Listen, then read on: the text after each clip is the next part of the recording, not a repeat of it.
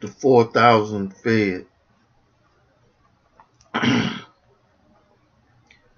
In those days, the multitude being very great and having nothing to eat, Jesus called his disciples unto him and said unto them, I have compassion on the multitude, because they have now been with me 3 days and have nothing to eat. And if I send them away fasting to their own houses, they will faint by the way, for divers of them came from far.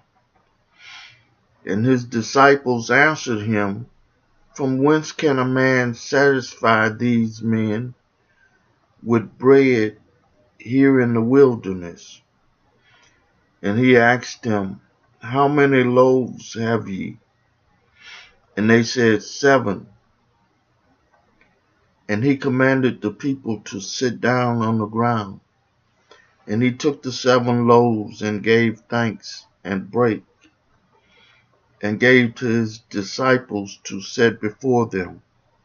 And they did set them before the people. And they had a few small fishes.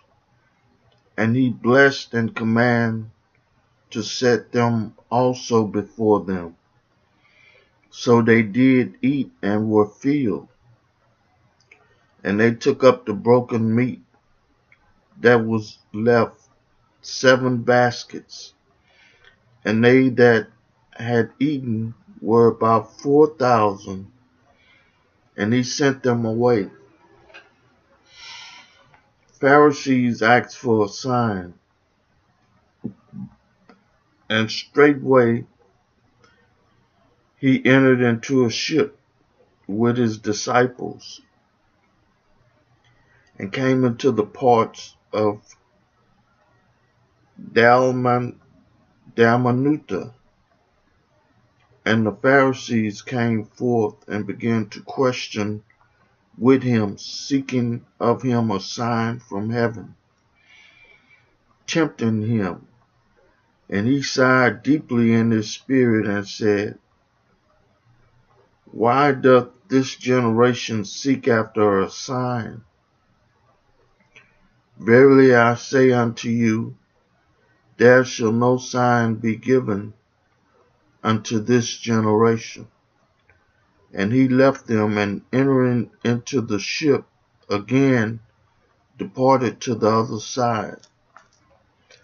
Now the disciples had forgotten to take bread, neither had they in the ship with them more than 1 loaf. And he charged them, saying, Take heed, beware of the leaven of the Pharisees, and the leaven of Herod.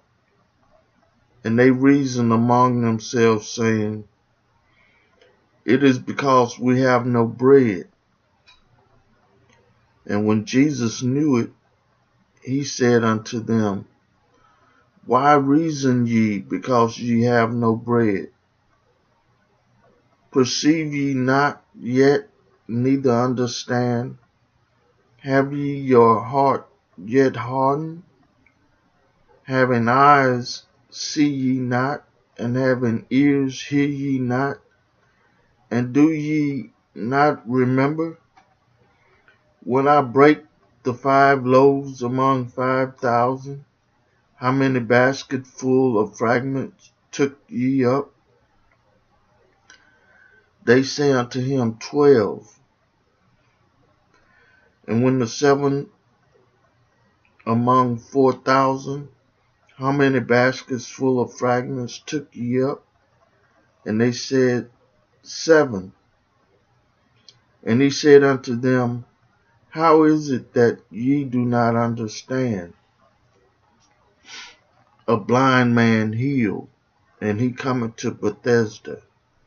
And they bring a blind man unto him, and besought him to touch him. And he took the blind man by the hand, and led him out of the town. And when he had spit on his eyes and put his hand upon him, he asked him if he saw aught. And he looked up and said, I see men as trees walking. After that he put his hand again upon his eyes and made him look up. And he was restored and saw every man clearly. And he sent him away to his house, saying, neither go into the town, nor tell it to any in the town. Peter's confession of faith. And Jesus went out and his disciples into the town of Caesarea Philippi. And by the way he asked his disciples, saying unto them, whom do men say that I am? And they answered, John the Baptist. But some say, Elias, and others, one of the prophets. And he said unto them, but whom say ye that I am? And Peter answered and said unto him, thou art the Christ. And he charged them that they should tell no man of him. And he began to teach them that the Son of Man must suffer many things, and be rejected of the elders, and of the chief priests, and scribes, and be killed, and after 3 days rise again. And he spake that saying openly. And Peter took him and began to rebuke him. But when he had turned about and looked on his disciples, he rebuked Peter, saying, get thee behind me, Satan, for thou savorest not the things that be of God, but the things that be of men. And when he had called the people unto him with his disciples also, he said unto them, whosoever will come after me, let him deny himself, and take up his cross, and follow me. For whosoever will save his life shall lose it. But whosoever shall lose his life for my sake and the gospel, the same shall save it. For what shall it profit a man if he shall gain the whole world and lose his own soul? What shall a man give in exchange for his soul?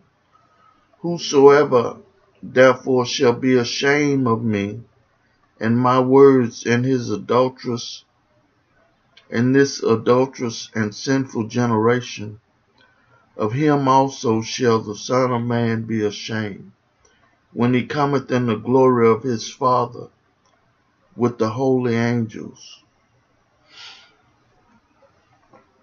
I read for you the 8th chapter of the book of Mark. May God add a blessing to the hearers and the doers of his word.